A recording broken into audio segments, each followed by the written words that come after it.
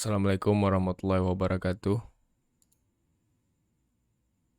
I want to present. I want to make a presentation about the topic communism and Islam.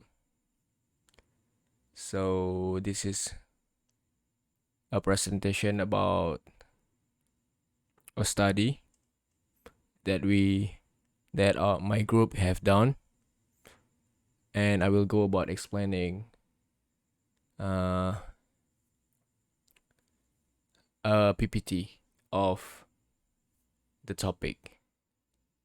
So in this presentation, we are going to talk about what are the teaching of Islam, what is communism, what is communist teaching, and how do the teaching of Islam and the teaching of communism contradict each other.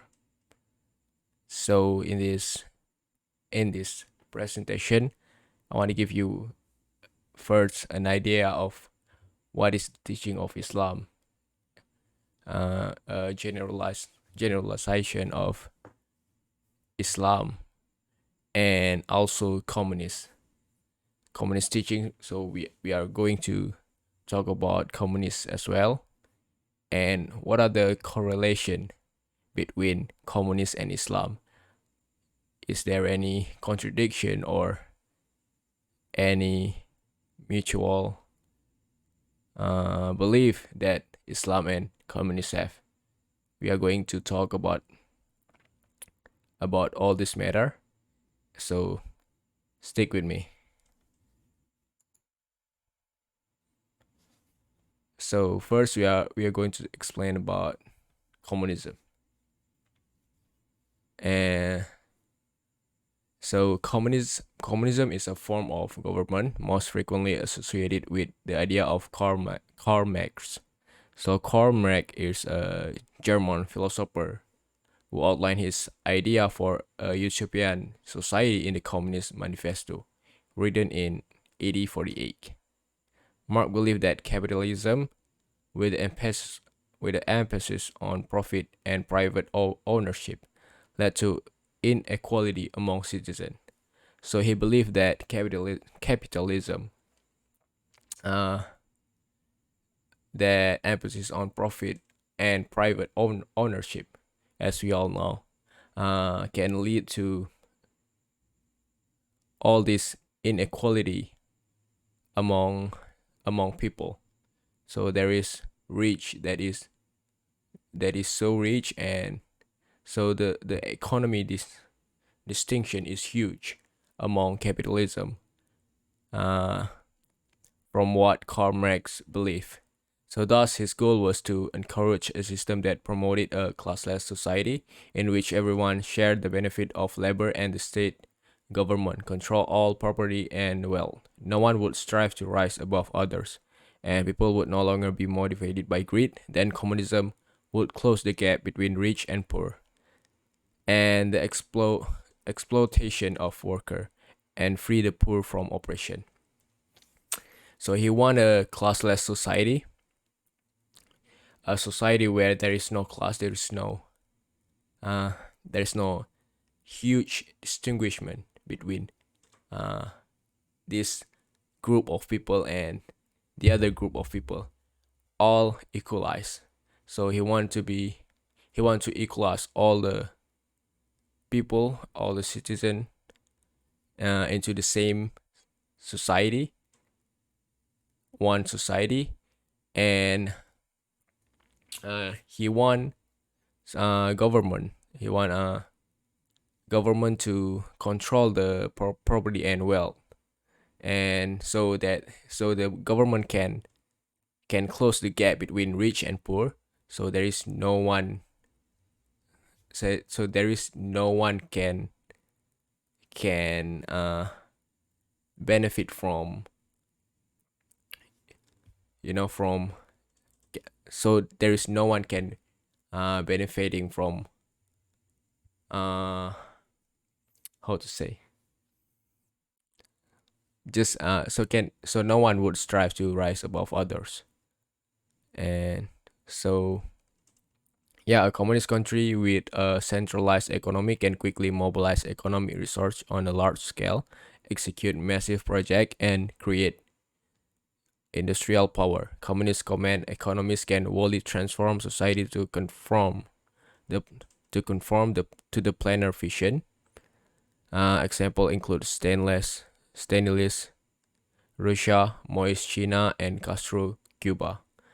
Russia's command economy built up the military strength to defeat the Nazi and then quickly rebuild the economy after World War II. So this is the example that I preserve here. And so a communist country have a centralized economy. They the economy controlled by the government. So no one. This is why no one can grow, or let's say can have a can can grow above the government. So no one have have more control than government. So there is no private ownership that that have so much power that it can debunk the government. So the government is the central power in communist country. No private ownership. I mean, there is a private ownership, but it's limited. No one can thrive like no one can go beyond the limitation of what government have said.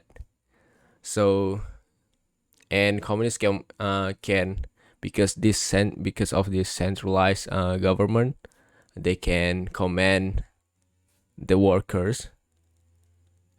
So communist country have a strong control for their worker, for their labor, so they can tell the worker to work here and there, to work here, to focus on this on this thing that that laid by government, like Russia on World War II. Russia command the worker their worker to focus on military strength, and that is uh that is at a time where Nazi tried to invade all Europe across to the Reich. So they tried to invade Russia. I mean, the mission of Nazi want to invade the whole world. So they at the time they already invade the whole Europe and they want to go to Russia. Uh, but Russia command, Russia is a communist country and they can command their worker, their labor to focus on this military industry and build the military to defeat the Nazi, which was true, which came to be true, and then quickly rebuild the economy after World War II. So that is communism. Next, we're gonna take a look at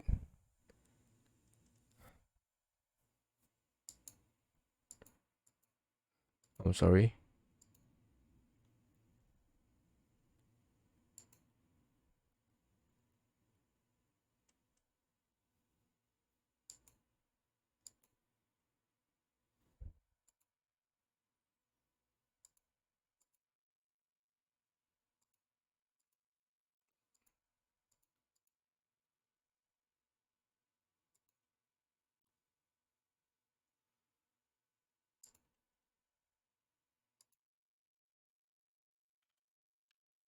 And now we are going to take a look at Islam teaching. So Islam means submission to God. The word Islam is an Arabic word derived from the root word salam, which means peace. So therefore, the word Islam implies submitting to God. So you are submitting yourself to God and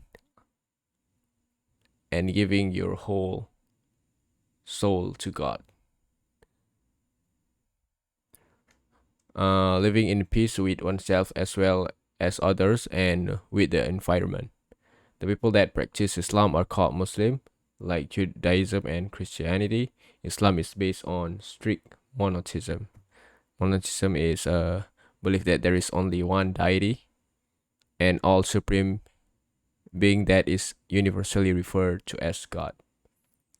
So there is only one God. Islam teach that all people are responsible for their own action. Each individual will stand before God on the final judgment day, and depending on his or her action, face either eternal bliss in paradise or eternal punishment in hell, or contemporary punishment in hell. Muslims do not recognize any official priest who mediate between the people and God. So unlike Christian, would they have this? They have a one priest, Paus, the Pope that that mediate people to God. So that is Islam. So Islam means submission to God. You're submitting yourself to God. Allah Subhanahu wa Taala is the God in Islam, and Islam came from Arabic word which means peace. So so the whole idea of Islam teach is to submit yourself to God and living in peace with oneself as well as others and with the environment. So what is the correlation, a connection that Islam and communism have, or in the other word, or I mean, we're gonna take a look first at what communism has to say about religion, and according to Marx, religion is an expression of material realities and economic injustice. Thus, problem in religion are ultimately problem in society. Religion is not the disease, but merely a symptom. It is used by oppressor to make people feel better about the distress they experience due to being poor and exploited. This is the origin of his comment that religion is the opium of the mass. So, according to Marx, religion is one of those social institutions which are dependent upon the material and economic realities in given society. It has no independent history, but is instead the creature of productive force. As Marx wrote, the religious word is but the reflect of the real world. As the interesting and insightful as Marx analysis and critique are, they are not without their problem, historical and economic. Because of this problem, it would not be appropriate to accept Marx's ideas uncritically. Although he certainly has some important thing to say about the nature of religion, he can't be accepted as the last word on the subject. So, as I already laid out here, Marx did say that he quote unquote opium of religion is the opium of the mass. So he believed that religion is this thing that people take to feel good about themselves. That is Marx belief, by the way. I'm quoting Marx on this one. And so another thing that he said, he believed that it is used by oppressor to make people feel better about the distress they experience due to being poor and exfoliated. So yeah, Mark believed that uh, religion is somewhat of a defense mechanism of people that feel stress on their life. So they have this uh, kind of defense mechanism where they use religion as an umbrella to repel of those emotion. That is Mark belief, by the way. I'm quoting Mark belief again.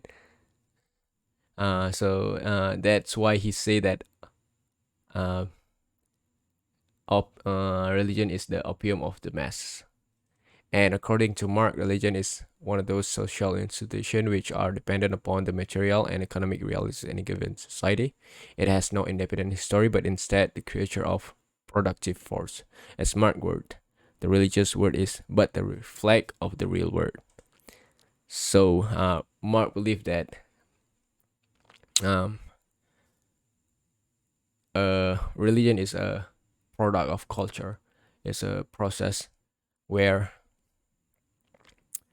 it built up by the culture, by the behavior of people, by the need of people, and gradually form this all emotion, this all culture and needs uh, gradually form a religion. That is what Mark believes. He believed that religion is a reflect of the real world, you know, and that is Mark belief again.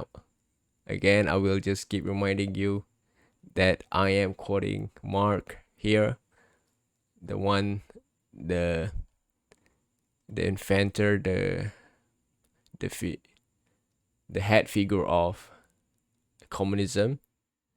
And again, as interesting and insightful as Mark analysis, as I have written here, as interesting and insightful as Mark analysis and critique are, they are not without their problem, historical and economic. Because of this problem, it would not be appropriate to accept Marx's ideas uncritically. Although he certainly has some important thing to say about the nature of religion, he can be accepted as the last word on the subject. So we are going to go about Islam and communism. So obviously, this is less.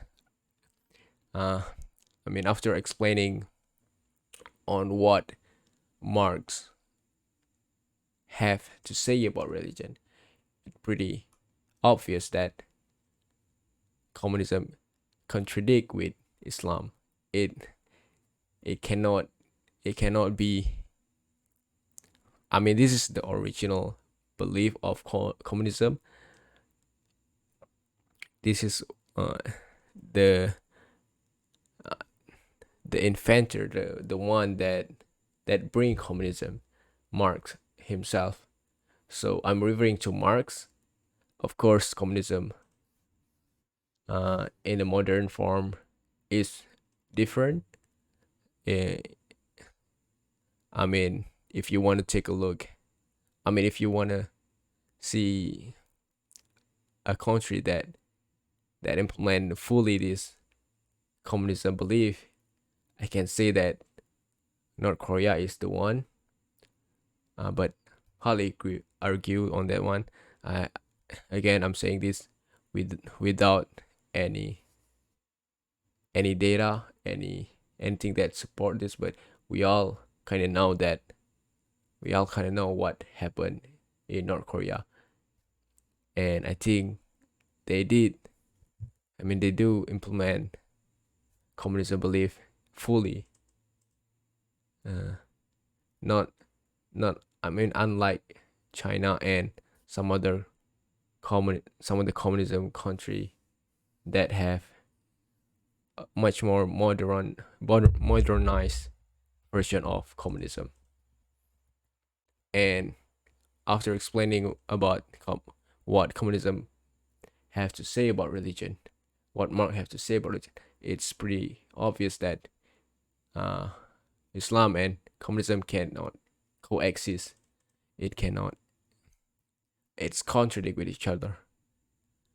So Marx believe that Marx believe his religion is a product of culture, and that is certainly contradict with what Muslim believe.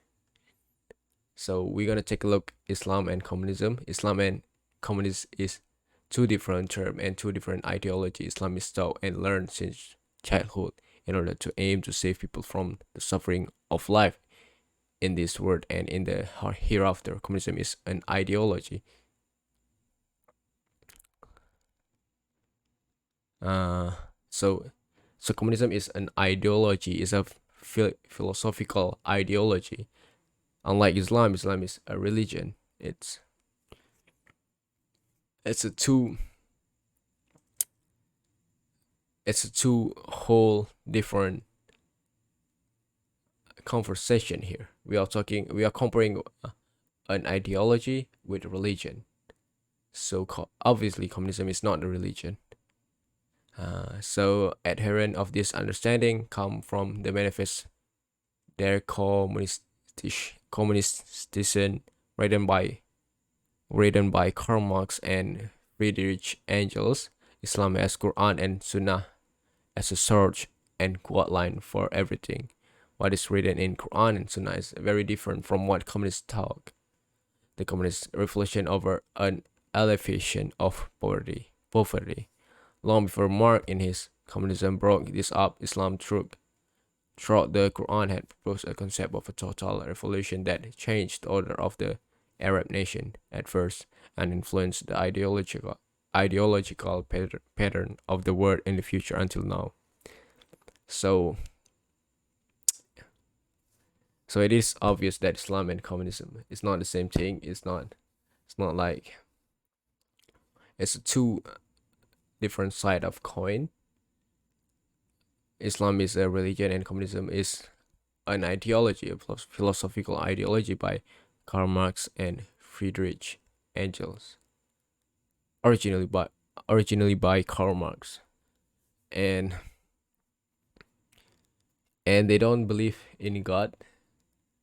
I believe Karl Marx. I mean, I know Karl Marx is a Jewish. He came from Jewish family, but later on lost his faith, and because he have to assimilate with the European culture, and as we know, what happened in European, it's not very easy to be Jewish and live in Europe. So Karl Marx has to assimilate, and later on lose his faith. I mean, this is you have to take it with a grain of salt. I'm not an expert on this. I'm not a historian, but that, as far as I know, that is the story behind it. And Karl Marx don't believe in religion. They think that religion is a product of culture. It's a thing. It's a this compound emotion of the citizen, of the unsatisfied human that accumulate and become and form a religion as a defense mechanism to cope with this sadness in the world. So yeah, Mark don't believe in religion, and that obviously contradict with Islam. That core Islam is a totally different belief than communism. So, but still we see a lot of, is Muslim that advocate for. I mean, Muslim typically Muslim don't tolerate communism, in any circumstances. As we see in Indonesia, we don't tolerate communism here at all. But when it comes to political view, we kind of advocate for them. Uh, that just I mean that's just my opinion. Again, take it with a grain of salt. But I see a lot of Muslim that advocate for communism, for a communist country, especially when they have to they have to confront with the choice whether they have whether they have to choose. I mean, they don't have to choose between liberal and communist country, but if they if they see a lot of news, if they see news that have two side two side of the coin had fight with each other, that have a political issue, and they tend to choose more of a communist. They tend to choose to advocate more to advocate a communist country more than liberal country. Like Muslim hate America. Muslim, especially in Indonesia, Indonesian Muslim hate seems like to hate more America than China and Russia. But well, this is unnecessary to talk about. I will not I will not get political. I have no idea. I have no knowledge on this political side of communism. So I take all that back that I have just said. And yeah, this is all the all of the thing that I can explain to you about Islam and communism. I hope you can understand. I know that this is not the best explanation I could give, and still I hope you can understand what I'm saying, and don't take it fully. Don't take it with take it with a grain of salt. I'm not an expert, and this is the best I could do, and I hope to improve in the future. But so far, it's been it. Thank you very much. Assalamualaikum warahmatullahi wabarakatuh.